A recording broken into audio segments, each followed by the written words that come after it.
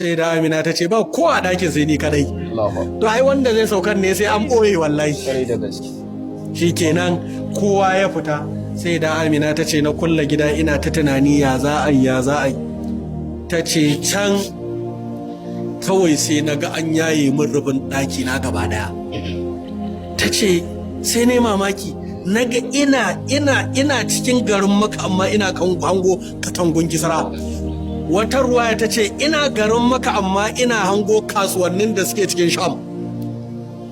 Kasuwannin da suke cikin Sham ya fi da garin zuwa Lagos. Kuma a kwari ake, a rami garin Makka yake. To daga ramin ta ce ina hango kasuwannin can. Ta ce na cika da mamaki to me ya faru haka? Ta ce sai da Amina kawai sai na dinga jin wani kanshi kama bulbulo mun shi daki na ake kanshi yana shigowa kanshin da ban taba jin irinsa ba. To Allah ne fa ya umarni yace wa malaika ridwanu mai rijiran aljanna yau bude duniya ta sha bonus. Duniya ta mori bonus din zuwan manzo Allah. Yau duniya ta sha kanshin aljanna tun kawai su je aljanna. Duk wanda suke gurin sun sha kanshin aljanna. Kuma da Allah ya tashi bonus din ba da anne da musulmi kawai a bude kowa ma ishata. Aka bude kanshin aljanna ratata idan ga shigowa. Sai da Amina ta ce kawai ina wannan zama kawai sai na ga wasu mata masu kyawun gaske sun shigo ɗakina na kalle su na ce musu saboda sun kura mata ido suna kallon ta ce wai ku kallon me kuke mun haka ne kamar kun sanni ko kun sanni ne ina alimutun nabi aina kuka sanni ne. Tana faɗe sai da Amina suna faɗa sai ɗaya ta ce sunana Asiyatu yar Mazahib, ɗaya ta ce sunana Maryamu yar Imrana. Waɗannan da yake gansu duk matan hurul ne daga aljanna muka taho da su. Daga aljanna muka yi gudurin su. Su taho za su karɓi shugaba. A taho yan tare ne. Ko to ai sai da Maryamu ba ta nan ta wafati. Ko? Haka. Sai da Asiya ba ta nan. Yana nuna ma Allah bai yadda wani a duniya ma isa hannu a karɓar manzan Allah ba.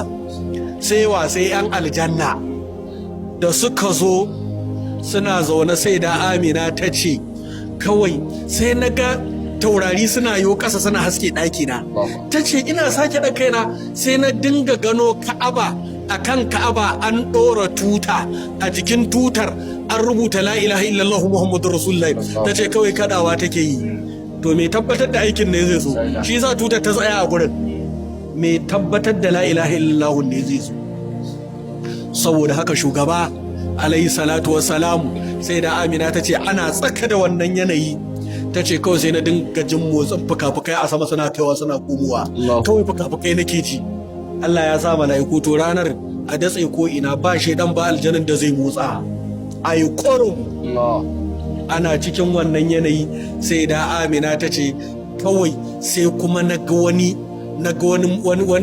tsuntsu haka mai fuka-fiki na dinare ko zubar daji ya zo ya shafa kirjina. Ta ce da ina dan cikin tsoro yana shafa kirjina kawai sai na tsoron ya tafi. Kawai sai ta ce sai na ji wani sanyi mai daɗi a jikina, nutsuwa ta zo mini. Ta ce kawai sai na ji kishirwa tana kama. Ta ce ina jin kishirwan nan kawai sai na kalli na gefe sai na ga ashe a gefensa akwai wata yar salka aka ɗauko wani ruwa a ciki ana ɗaukowa kawai sai aka buɗe aka zuba mu. To ta ce ana cikin wannan abin kawai sai wani dibaji ya sauka wani mayafi ya rufe sama ya rufe ƙasa. Ta ce ba wanda ya ƙara shigowa gidan nan sai da ummu shi ba. Allah ya ƙare da gariya. Ina kadai ce ta shigo. Ta ce tana shigowa